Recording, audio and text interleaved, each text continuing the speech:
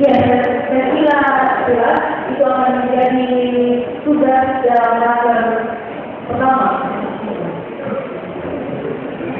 Setuju? Ya, maka begini, terima kasih Pak Dua Tiga ini kebetulan jadi tujuan kami. Kenapa kami usulkan ini? Karena batasan pemikiran kami bahwa untuk menentukan kelas sebuah kelas itu pasti ada landasan untuk mengacu yang kita jadikan sebagai acuan, ya kan? Nah, sebenarnya kami minta penjelasan lebih lanjut tentang landasan itu. Kenapa kemudian ditunda, kenapa kemudian dinaikkan? Tanpa apalagi kasusnya kemarin itu tanpa pemberitahuan sebelumnya. Ya, poinnya seperti itu. Jadi kalau kita mau rekomendasikan itu kalau bekerja, kita tidak apa yang saya sampaikan sekarang ini sampai ke orang kerja. Maksudnya tolong ditetapkan landasan pengaplikasiannya. Seperti itu kita terima kasih. ya, pertama itu dijawablah. Kongres 13 menugaskan kepada gubernur terpilih untuk membuat perubahan kelas dari mana sesuai dengan kondisi terpilih PBB untuk dibahas dalam rapat kerja bersama PBB.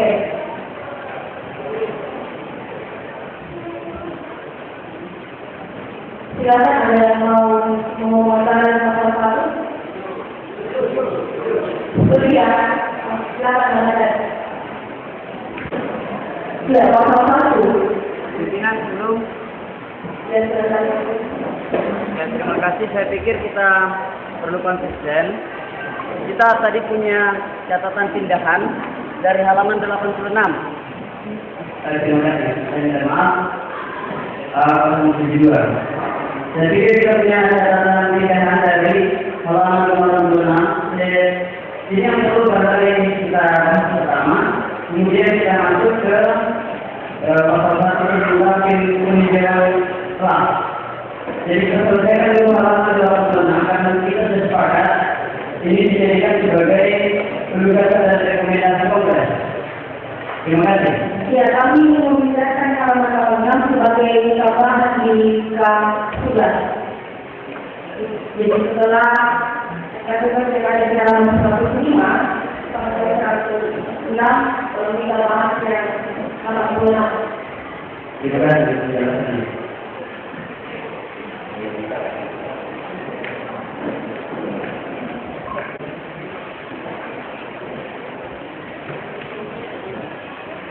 Buku panduan 105 dan kami dari media Indonesia mengusulkan kepada kita semua untuk membahas pasal. Ya, boleh ya.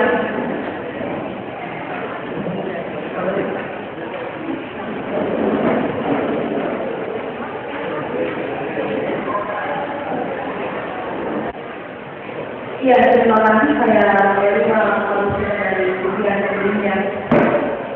Terima kasih supaya saya tidak menjadi peserta sidang yang hanya duduk diam dan seterusnya. Ya, baru teman-teman kita akan masuk dalam dokumen 12 penugasan dan rekomendasi. Silakan buka dokumennya halaman 105. Dan rekomendasi kongres ke-13.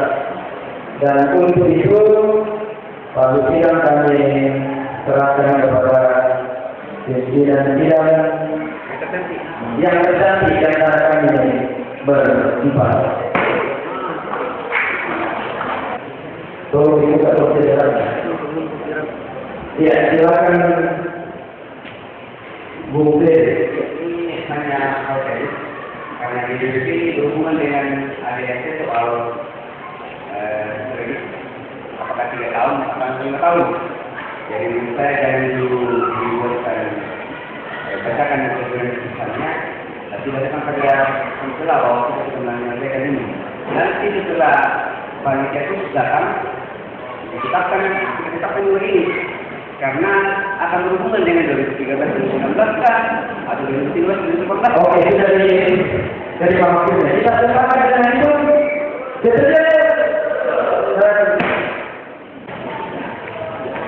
kasih pertanyaannya. Kalau tiga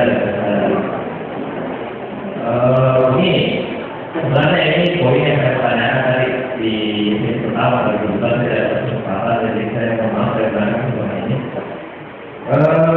Kita membahas tentang misi, ya kan? Saya mau tanyakan logikanya bagaimana kita bahas ADRT dulu atau GBBP tentang misi? Kenapa? Karena ditambahkan usulan ke-8 ada usulan 16 tentang misi. Seperti itu. Makanya saya menanyakan, apakah misi itu mengikuti GBBP atau GBBP, misi ADRT mengikuti GBBP atau misi yang tidak masuk di GBBP ini mengikuti ADRT.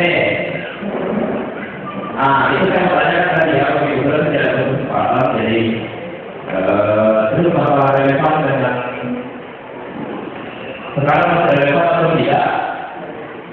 Pertanyaan lagi, kalau kita tidak relevan, bagaimana caranya memilih? Sedangkan tentang misi itu sudah dibutuhkan pansus. Ya kan? Nah kita tidak punya akses lagi mereka untuk menambahkan itu. Kenapa? Karena aturan harus kita bawa karena amanat tentang ADRT itu dimasukkan 3 bulan sebelumnya. Ya kan? Seperti itu. Mohon pertimbangannya. Terima kasih. Silakan saudara. Ya kita masuk pada poin yang tadi dijelaskan bersama. Misi atau masih relevan atau tidak. Silakan kita terima kasih. Dan ada lagi. Yang pertama untuk poin 1 dan 2, justru menurut saya ini yang perlu dibangkit. Karena kalau kita berbicara tentang pembantuan diri, sebenarnya ini yang mau dijabarkan dari poin 3 hingga poin yang ke-12. Kalau 5, 6, dan 7 itu harus disatukan, sementara dalam yang 4 ada penjelasan bahwa yang dimaksudkan pengembangan peran kebangsaan, ekspresi dan pluralisme ini sebenarnya berbeda dari sudut pandang yang lain. Jadi menurut saya, kalau pembantuan diri itu yang dimaksudkan adalah ini kemudian dijabarkan dalam poin 3 hingga poin yang ke-12. Demikian juga poin yang kedua berkaitan dengan semua, ini tidak hanya untuk semua orang, tapi semua anak. Dan itu juga yang dipaparkan pada poin 3 hingga poin yang ke-12. Jadi menurut saya, poin 1 dan 2 itu yang diangkat, yang ada di poin 3 hingga poin yang ke-12. Terima kasih. Lalu berikut mengenai misi apa masih relevan atau kemudian tidak. Yang selanjutnya dari Kota Palopo, faktor internal pengalaman tentang dari yang tidak relevan lagi. Jadi yang perlu banyak didiskusikan. Sekiranya dari lagi itu menjadi konsumsi nanti di masalah kemudian HIP, kira itu memang sudah menjadi banyak masyarakat pada laporan LPD pusat, jadi itu menjadi konsumsi. Kemudian dari masyarakat ini yang kemudian perlu kita bahas yang mau menanggapi hal itu. Ya, halaman 58 poin 1 sampai 4 itu masuk tetap, 5 sampai 6 menjadi 1, 8 tetap, 9, 11 dan 12 menjadi 1, kemudian 10 masih tetap. Ada yang memberi tanggapan soal ini? Mari kemudian mengusulkan untuk ditambahkan kemudian HIP dalam eksternal ya. Kemudian dari Makassar pada halaman 58 itu mengenai ada 2 orang yang tercantum di Itu poin 567 di dalam model 1, kemudian poin 11 dan 12 juga menjadi 1, berarti berkurang 3 poin, jadi tinggal 9.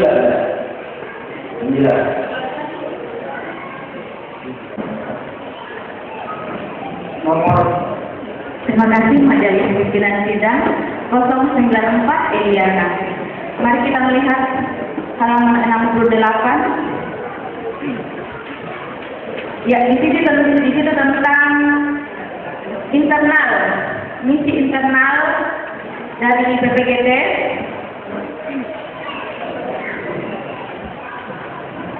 Ya, dari 6 poin pemaparan internal. Dari 6 poin ini kami melihat dari kasus Kota Palopo sepertinya kurang relevan lagi dengan kondisi PPGT kita saat ini. Saya yakin kita semua tahu apa itu faktor internal. Ya, faktor internal itu ya ada 2, ada psikologi dan ada fisiologi. Dan saya yakin kalau di PPGT mungkin fisiologinya, fisiknya tidak ada. Yang kebanyakan adalah faktor internal psikologi. Dan kami ingin memberikan usul tentang internal, masalah internal yang ada dalam PPGT. Kami mencoba untuk mengusulkan, ya kalau yang poin pertama, komunikasi kelembagaan, saya kira itu tetap masih adalah masalah bagi kita. Yang kedua, perpindahan anggota dan keanggotaan rangkap, ya saya kira itu jangan sekali menjadi permasalahan bagi PPGT. Karena permasalahan kita lebih kompleks daripada itu. Kami mencoba memberikan usul poin kedua diganti dengan pemahaman tentang fungsi gereja. Yang ketiga, saya yakin faktor internal yang paling kompleks yang dihadapi PPGT saat ini adalah kompetensi PPGT itu sendiri dan karakter. Kemudian yang paling signifikan yang menjadi masalah internal PPGT sekarang adalah lifestyle yang masuk ke dalam persekutuan. Kemudian G, pendirian jemaat-jemaat di perantauan.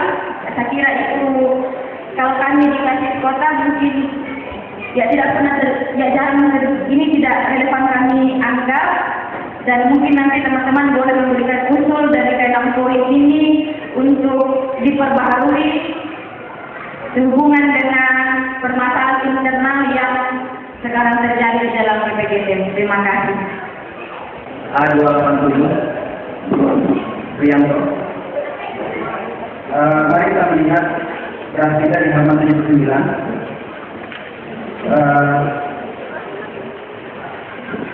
Tentang visi dan misi. Sebagaimana dituliskan di sini adalah bahwa misi PPGT adalah menciptakan kader siap kudus. Sebenarnya yang saya tanyakan di sini, apakah kita semua sudah memahami arti kader ini? Nah, kemudian misi ini dijabarkan dalam 3 hal, yaitu memberdayakan, memperlengkapi, dan mengurus PPGT dengan inti pemuda PPGT harus memiliki, mengembangkan, dan menyatakan kualitas persekutuan, kesaksian, dan pelayanan. Poin saya adalah, kalau kita simak dan dalami lebih jauh Bapak, basis aplikasi atau pendekatan dari para misi ini dikatakan basisnya di jemaat dan latih. Di mana sinode di sini? Di bawah lagi dikatakan hanya dikatakan dalam bentuk kesaksian yang luas, tetapi tidak dikatakan sinode. Nah, kita tahu bahwa dalam sinode adalah tempat di mana pengurus pusat bernaung. Pertanyaan saya, apakah pengurus pusat ini tidak perlu diutus? Sedangkan kita memiliki tujuan yang sama, yaitu bahwa terciptanya kualitas persekutuan, kesaksian, dan pelayanan yang baik di dalam lingkup gereja Tuhan. Sekali lagi, kalau satu terkritik dan berpikir bahwa kalau kemarin kita banyak mengeluh dan mempertanyakan pengurus pusat bahwa banyak program-program yang tidak maksimal di dalam lingkup PPGT, sebenarnya kita salah sasaran bertanya. Kenapa? Karena memang di sini jadi ungkapan tentang pokok-pokok tugas daripada pengurus pusat itu sendiri. Intinya adalah apakah misi relevan untuk masuk dalam wilayah tempat ini. Ya, sekali lagi, tapi ya mungkin kami bisa meminta respon dari termasuk dari pengurus pusat. Ya, intinya ya kita berharap ke depan PGT bisa jadi bersinergi mulai dari tingkat atau lapisan bawah, mulai dari jemaat klasik dan pusat, tetapi kami berharap bahwa dari pengurus pusat juga bisa berjangka dan tidak berlangsung melihat situasi yang berkembang di lapisan jemaat dan klasik. Terima kasih. Terima kasih atas kesempatan yang diberikan kepada saya. Sebagai nomor 8 kelas kali ini. Visi dan misi PGT ada dua misi PGT bagi dua yang internal dan eksternal. Ada untuk kami di misi eksternal PGT bisa kan tambahkan satu poin halaman 7071. Bisa kan ditambahkan satu poin kepedulian PGT terhadap penyakit masyarakat secara khusus mengenai HIV/AIDS. Terima kasih.